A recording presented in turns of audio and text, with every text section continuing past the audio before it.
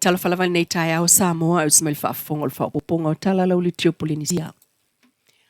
E le lai titi tā pena pena ngā le tō whaaso alo kuresa a o tū mai ai le foe i le pulenga wafu a Samoa, le Samoa Port Authority. O le masino se tema o le tausanga nei lua o lua lima le umane o le palo ta tele, e taunu ua i le wala upase se FOU a le Samoa Port Authority i Samoa. Sau noa so alo tatu whaatalonoanga wa tele tupe le spa e alu i le whaale leia o wafu. Ai o se fuafuanga o le vai mamau i le lumanai, ia au maia se waa sawa e suitu langa le Lady Samoa tolu.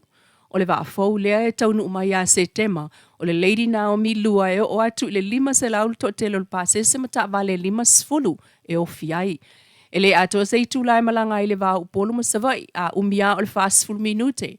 Mai o se fuafuanga na talia le lei foi, e le company FOU vai Australia i le tau e tuso le 2 miliona TALA. O le waa FOU leo se a seta al pulenga o wafu, o le a faalisi atu i le faalapo tonga wa a Samoa le Samoa Shipping Corporation, mo le 20 tausanga, e le aise tupe faa o popo, o le tau fasa o aluku resa o lo tapena mo le palo ta tele mai ngā ngai fo maunga lua, o lo tau waa mai lalo o le vanga faa upu fai e le Samoa Uniting Party, o le tu malo lea e au fiailo na nu o paia, sa maunga le fangoa lii, ma sa funei ma ta vai faltanga loa mfatuvalu, o lo tula i mai ai le sunga fo isala lilo Ioane tu. O le masino se tema e taunu ua i whanua le waa FOU mo tangata fumlanga i le waa upono musawai e sili atu lo na sawa na ilo le waa o yei nei e pe o na saunua le pule o wafu a Samoa le tō fasa o alo.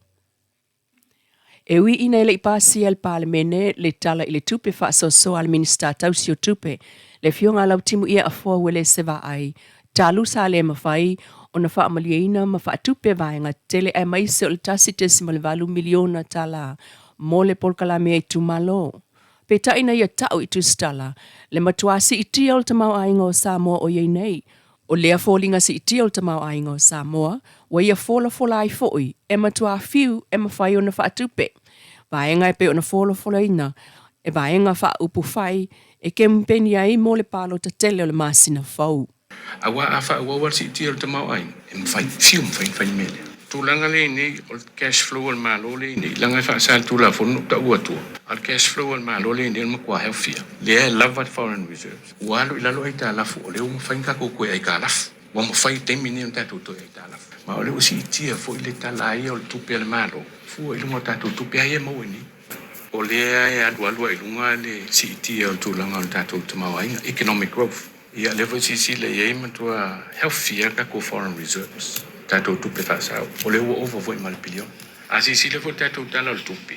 Ia o se tau sanga mo ni o ilunga stastis mal 2 pilion. Le tupe le tala o tupe le na watu ne palmini ai le pasia.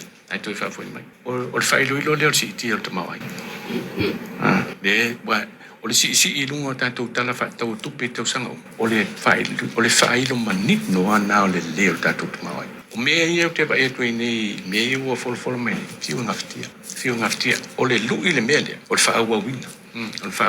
E o wha atasi la mea ia, ma ia wha le si tia o te mawai. Pei tai, o lo fola fo el minsta al wha atatia, e se o isi ngā ruenga le malo e pe o awal tele. Ai, ua whautua ina e wha o ngāla tō tupe toe mai o le tausanga wha al tupe talua i wha atino ai, na le 25% o ngā ruenga.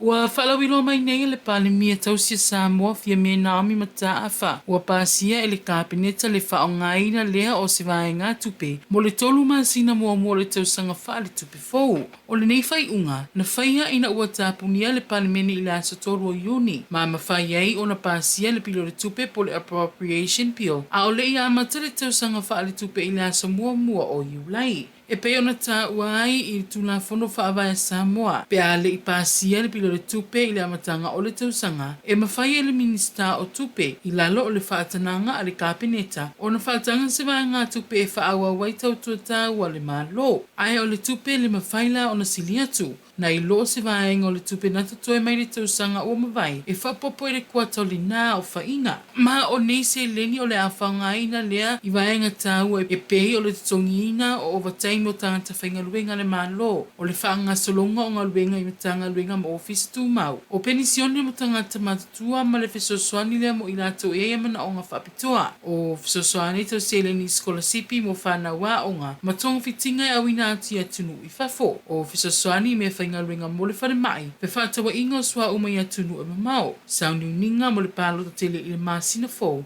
Whapea ile manunga luenga ala matanga luenga o whaato anga mawhainga whaiva o loo lata ina mai e ino fuanga e peo a tele ma le ofisa tele I sa la whai. Talana, o le nei tū la mai lau le Tio Polinisia.